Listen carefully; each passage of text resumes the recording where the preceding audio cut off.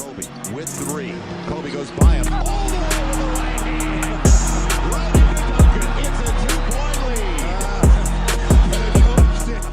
lead. Kobe Bryant will forever be remembered for the impact that he would have on the offensive end of the floor on a nightly basis. Kobe Bryant was far from a jack of one trade though. Over his career, he would not only dazzle NBA fans with crazy scoring numbers, all-time great offensive performances, and highlight reel plays for the ages, but Kobe Bryant was also a great defender. You can attribute this to what is widely deemed as the quote, Mamba Mentality. Kobe was so competitive and had such killer instinct that NBA fans literally gave that mentality his name. This competitive frame of mind wouldn't come without its problems though, and over Kobe's career, he would clash heads with many of his teammates and even some front office personnel. For instance, his feud with Shaq that marked the end to a Lakers dynasty. Let's not forget though, this mindset is what made Kobe Bryant great, an all-time great.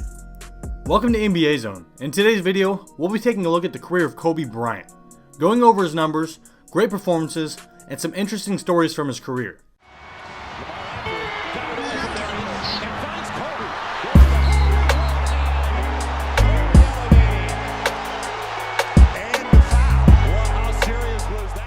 The year was 1996, and the suburbs of Philadelphia had just witnessed a high school career like no one has ever seen before. Son of former NBA player Joe Bryant, Kobe Bryant had put himself on the map as a top prospect going into the 1996 NBA draft. Coming out of Lower Merion High School, Kobe was seen as a project for NBA teams. They were somewhat tentative to take the risk of drafting Bryant because he was only 18, and the consensus was that Kobe had a cocky mentality that could potentially cause problems in the locker room and with the coaching staff. So Bryant would fall all the way to the 13th overall pick to the Charlotte Hornets, which this was strange because according to Kobe, Hall of Famer and at the time Charlotte Hornets head coach Dave Cowens was quoted as saying, quote, "We don't really need you here." That's when the things would come full circle and the Charlotte Hornets would make one of the worst decisions in NBA history. The Charlotte Hornets would deal an 18-year-old Kobe Bryant for Vlade Divac. Now at first, it seemed that maybe the Hornets had made a good trade. Obviously, we're able to look back at the trade now and realize how terrible the trade was. At the time though, this trade wasn't all that crazy. Nonetheless, Kobe was on his way to Los Angeles. Just like I stated earlier though, Kobe was seen as a project. He was so young and raw that the Lakers thought it would take a few years to get him going in the league. And in the beginning, a project he proved to be. During Kobe's rookie season, he would have an awfully rough time. He would only play in 15 minutes per game and would average 7.6 points per game on just 41% shooting. To basically summarize Kobe's rookie season, let's take a look at this late game performance in Game 5 of a 1997 playoff series against the Jazz, as Kobe Bryant would airball 4 straight shots late in the game when the Lakers needed it the most.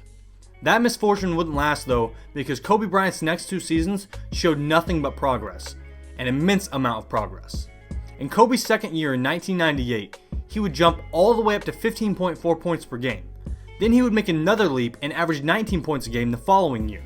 And during the 2000 NBA season, Kobe would drop 22 points a game, and at this point, Kobe was solidifying himself as an up-and-coming star. And come the 2001 NBA season, he would become a full-fledged superstar.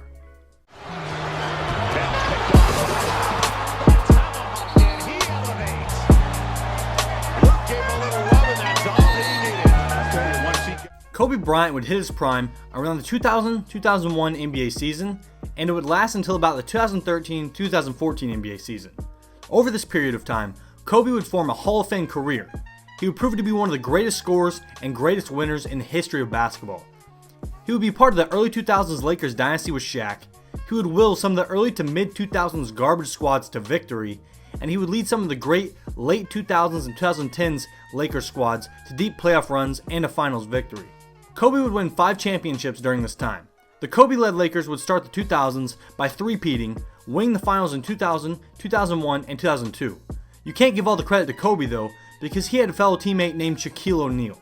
And Shaq would actually receive the majority of the credit for these finals victories, as he would win the MVP in each of them. But, if you know anything about the NBA, you know that Shaq and Kobe didn't necessarily get along. Kobe wanted to be the star of the team, and wanted the offense to run through him, but Shaq had conflicting opinions. Also, Shaq was coming into each season more and more out of shape every year. This was frustrating for Kobe Bryant, as he saw it as selfishness from Shaq because Shaq wasn't willing to get into the best shape that he could for the sake of the team's interests. And come 2004, things would reach the tipping point and Shaq would be traded to the Miami Heat, meaning the LA Lakers were now Kobe Bryant's team.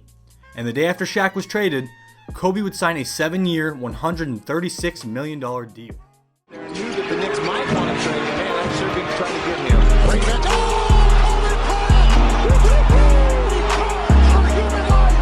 Unfortunately for Kobe, now that Shaq was gone, he was all alone on the Lakers.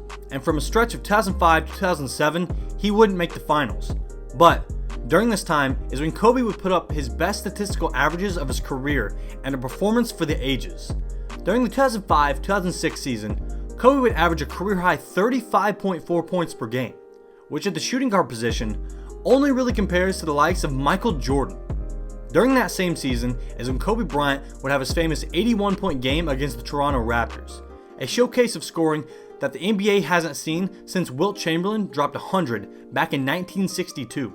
Then in the very next season of 2007, Kobe would average 31.6 points per game. Over that 2-year period from 2005 to 2007, Kobe was carrying a full load on his back. Just to put things in perspective, his starting center during that time was Kwame Brown. Luckily for Bryant though, the next year, the Lakers would make a trade for another All-Star and finally get Kobe some help, as they would acquire Grizzlies center Pau Gasol. That very season, Kobe would win the NBA MVP award and lead the Lakers all the way to the NBA Finals. Unfortunately for them, the four-headed monster of the Boston Celtics stood in the way, yielding the big four of Paul Pierce, Ray Allen, Kevin Garnett, and Rajon Rondo. So, Kobe and the Lakers couldn't stand a chance, and they lost the series 4-2. That's when Kobe's Mamba mentality would kick in though, and the next 2 years Kobe solidified himself as one of the greatest to ever play the game. He would win back-to-back titles in 2009 and 2010 seasons, giving him his 4th and 5th rings of his career. That would ultimately be the last bit of playoff success Kobe would have though, as he wouldn't make the NBA Finals for the rest of his career, thanks in no large part to the Big Three that had just formed in Miami. Bryant would still put up great numbers during that time though. He was still well in his prime and would play at this prime level for the next 3 years. But that's when Father Time would strike and the rest of Kobe's career would be hindered by injuries. But one major one would really put him out of commission.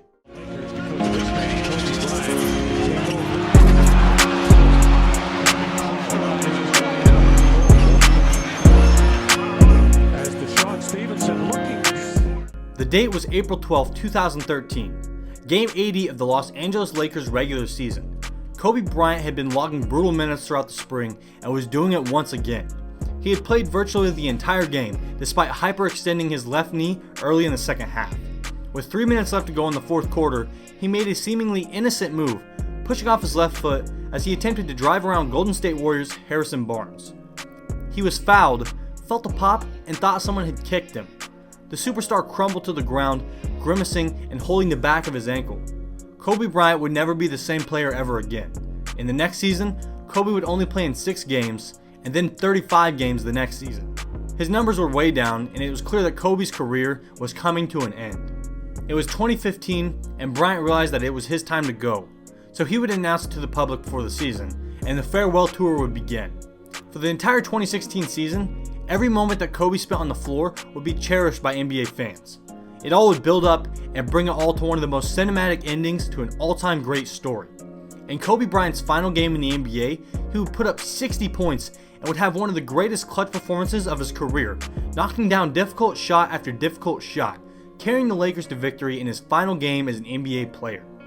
So that leads us to the question, just how great was Kobe Bryant actually?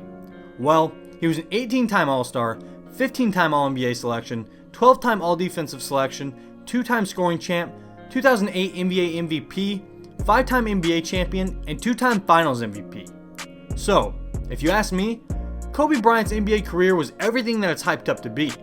He's no doubt going to be a first ballot Hall of Famer and will go down in the history books as one of the greatest to ever play this game. So that's going to do it for today's video. I hope you all enjoyed it. If you did, then drop a like and consider subbing to the channel. Anyways, I'll see you next time. Thanks for watching. Knew that the Knicks might want to trade him. Man, I'm sure we can try to get him.